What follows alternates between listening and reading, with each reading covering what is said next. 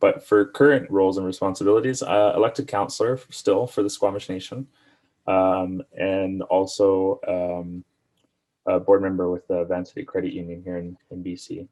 But today I'm mostly speaking from my role with the Squamish Nation Councillor as a spokesperson for the nation, and hopefully sharing a little bit about some of the exciting work that we're doing here in Vancouver, including the creation of a whole new community in a dense urban environment on one of our reserve properties that we own within 5 minutes to the downtown Vancouver area, which you can see behind me.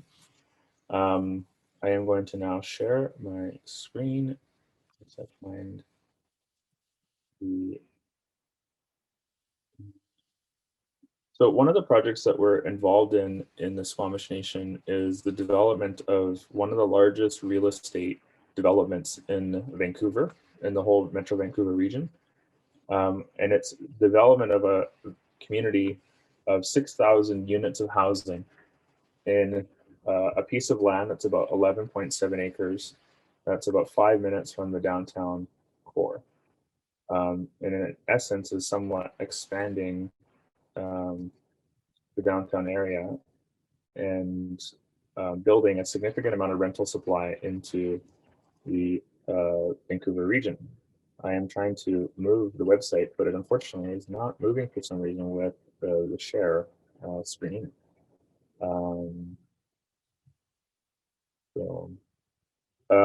So the project proposes to build 6,000 units of mostly rental apartments.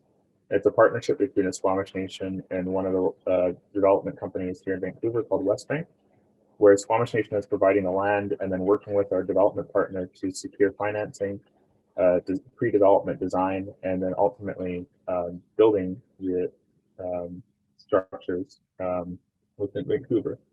I'm going to try another way of screen sharing, so hopefully this works. Some really interesting highlights about the project. It'll be about 10% of the project will have parking. There's about a one unit of parking for 10 units of apartments. So it'll be a very low car sort of urban development. It proposes a significant 6,000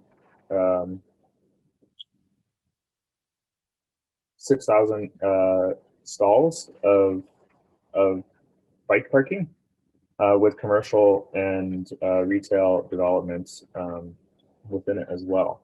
The name of the village, or the name of the place, is Sanok, which comes from the name of our historical village that my ancestors lived in this land for many thousands of years. And the reserve lands that we are developing were reacquired in 2003 after a very lengthy court battle with the federal government to reacquire the lands that were confiscated from our people. I think it is now working, so great. So you can see the towers, there's 12 proposed towers. The tallest tower will be 59 stories.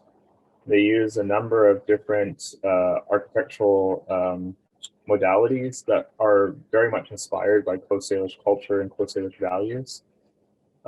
It is intended to be 100% energy efficiency development, where there's, based off of some of the technology that we're looking into at this point, it might even provide energy back into the grid, or at the very least be carbon neutral in terms of its energy efficiency and how it generates energy through the building itself. So looking at some very unique green technologies. We're hoping to also look into low carbon cement products and mass timber products, so that it can be one of the most climate or action-oriented developments in North America. A number of those types of policies will be required in Vancouver in the coming years, but we are choosing as a Squamish Nation to take climate action seriously now instead of waiting for time to pass before we take action. As you can see, the buildings are on both sides of one of the main arterial bridges that exist here in Vancouver. And the interesting thing about the Broad Street Bridge is that it's one of the most biked bridges per capita in North America. So you can imagine, as we look at adding a development that has only 10% parking for the amount of units that we're building and largely a bike and active transportation network, this bridge will become even more popular for the use of its bike lanes, as well as connecting to transit both on the bridge and also nearby on a rail line that is currently deactivated, but has the potential to be turned into a light rail transit corridor.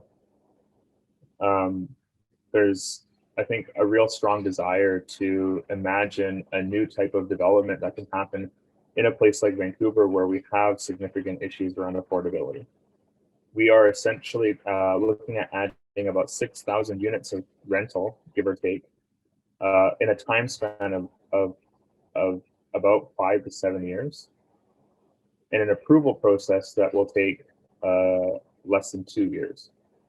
And if you compare that to normal municipal processes that often take very long, very costly, and often result in, I would say, a very arbitrary decision around the level of density, often restricted by very anti-housing sort of arguments that constrain the amount of housing we build in our city and directly contributes to the affordability issues that we're facing. So the fact that the Squamish Nation can come in and use our jurisdiction, where the city of Vancouver has no jurisdiction over our reserve lands in terms of the zoning, my council is able to identify what is the type of development we want to do that can generate long-term revenue for the nation to support our social goals, while at the same time providing a significant amount of rental housing for the region. There's also contemplation of including a significant some affordable housing that's subsidized. A lot of that will be targeted to members of my community, but also possibly even more affordable housing initiatives, depending on the financing that we receive, that could be incorporated into the project as well for the general public. We've also imagined activation at the ground level for retail and commercial and cultural spaces, that it will become a very active hub of people and interactions throughout the development. It's imagined as 4 phases that would be built over the coming years. And we are currently working on a service agreement with the City of Vancouver to secure municipal-like services for the project that will be paid for from property taxes that the Squamish Nation charges to the development partnership. And then the nation then pays the city for those services through the revenue we generate off of the property taxes. And because it's on reserve land and the Squamish Nation is the jurisdictional authority, we have the authority to charge all of the taxes that we would normally charge, that you would see in a municipal government setting, but 100% of those taxes are generated and given to the Squamish Nation.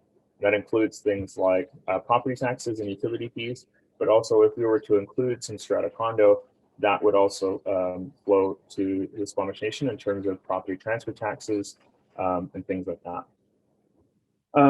But I guess that's just a bit of an overview of the project. I think what I really want to propose or pitch to people and explain is, in this region of Vancouver, the 3 local First Nations whose territory Vancouver sits upon are currently the largest property owners in Vancouver.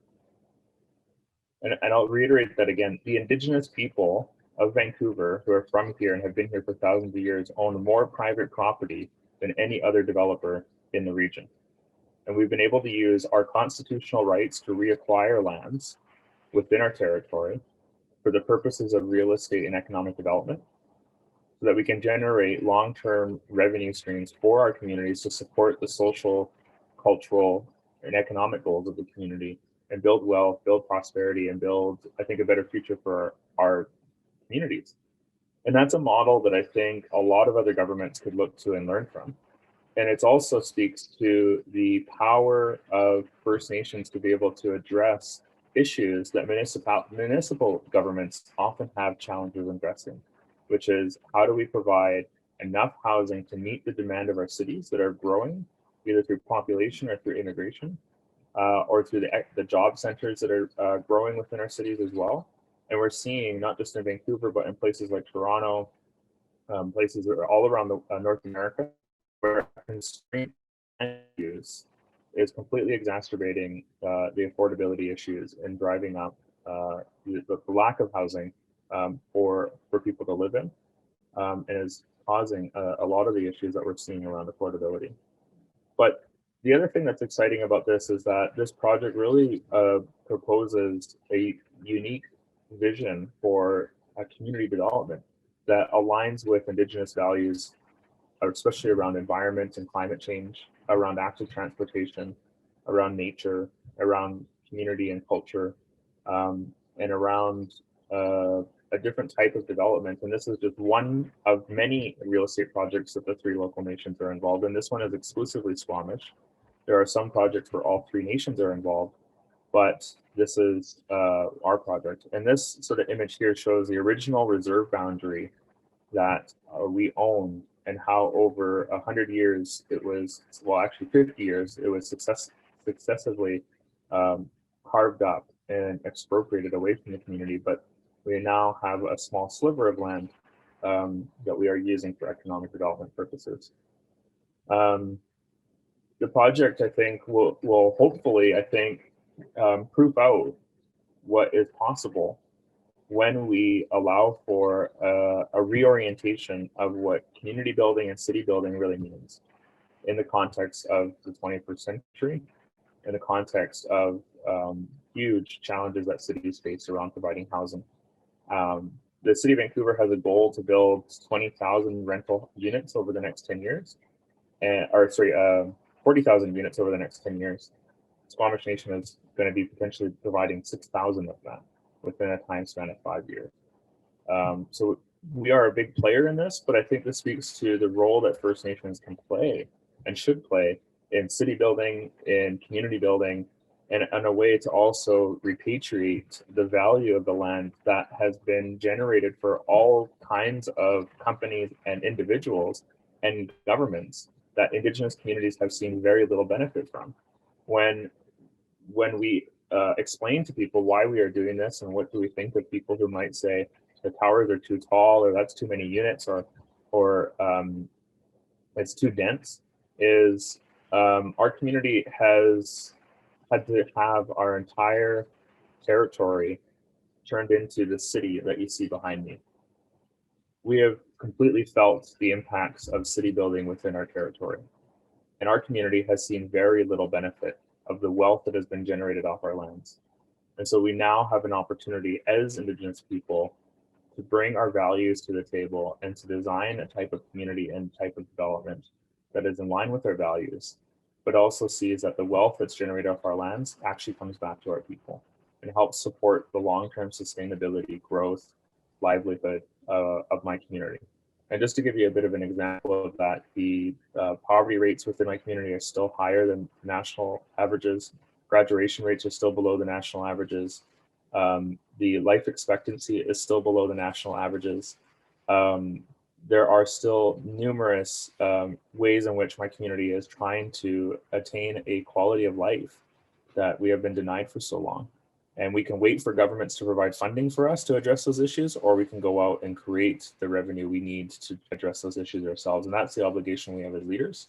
And this is, I think, the first of many projects that the Squamish Nation wants to do to become a regional player in solving and addressing a number of these issues, but also taking advantage of many of the opportunities.